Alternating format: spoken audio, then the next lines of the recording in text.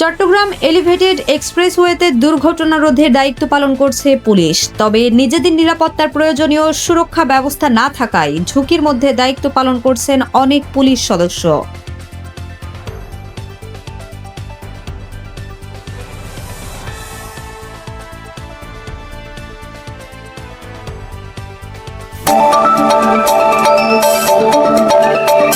কুষ্টিয়ার সদর উপজেলার পাটিকাবাড়ি ইউনিয়নের গোপালপুর মুসলিমের দোকান থেকে গোরস্থান পর্যন্ত নতুন রাস্তার শুভ উদ্বোধন করা হয়েছে।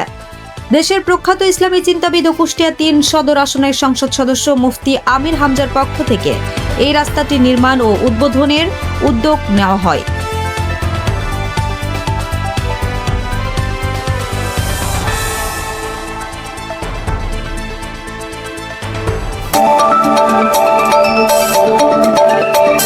চট্টগ্রাম মহানগরীর দীর্ঘদিনের জলাবদ্ধতা সমস্যা নিরসন এবং বৃষ্টির পানি দ্রুত নিষ্কাশনের লক্ষ্যে বিভিন্ন খালে খনন ও পুনরুদ্ধার কার্যক্রম জোরদার করেছে চট্টগ্রাম সিটি কর্পোরেশন চসিক।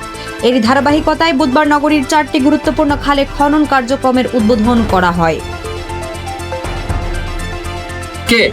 আমরা মাটি উত্তোলন এবং খালের যে ক্লিনিং আমরা করছি, এটা ধারাবাহিকতার অংশ হিসেবে আজকেও আমরা এখানে 4টা খাল থেকে 2টা খাল আজকে আমরা ক্লিন করছি। একটি হাসি মাখা মুখ, একরাশ স্বপ্ন আর পরিবারের ভালোবাসার বন্ধন সবকিছু ফেলে হঠাৎই যেন অজানা পথে হারিয়ে গেছে 15 বছরের মাদ্রাসা শিক্ষার্থী রবিউল ইসলাম রায়হান। প্রিয় সন্তানের অপেক্ষায় এখন উৎকণ্ঠার প্রহর গুনছে তার পরিবার।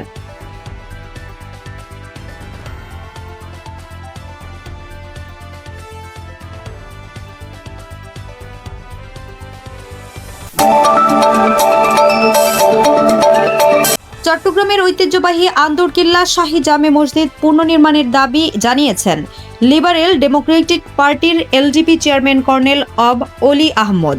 তিনি এ বিষয়ে প্রধানমন্ত্রীর দৃষ্টি আকর্ষণ করেন। নবী করিম সাল্লাল্লাহু আলাইহি ওয়াসাল্লামের বংশধরদের মাধ্যমে পরিচালনা হয়ে আসছে। আমি কালকে জুমার নামাজে গিয়েছিলাম, ওখানে দেখলাম একটা জরাজীর্ণ অবস্থা। শহীদ রাষ্ট্রপতি জিয়া রহমানের সময় কিছু মেরামতের কাজ হাতে নেওয়া হয়েছিল মুসলমানদের শিক্ষা দেয় মসজিদ এবং মাদ্রাসার মাধ্যমে। সুতরাং এই জামিয়া মসজিদকে সুন্দরভাবে মেরামত এবং পুনর্নির্মাণের জন্য আমি এই সবার পক্ষ থেকে দাবি জানাচ্ছি। HM Expert B500 CWR স্বাধীনতার সুবর্ণ জয়ন্তীতে নতুন বাংলাদেশ গড়ার প্রত্যয়। HM Steel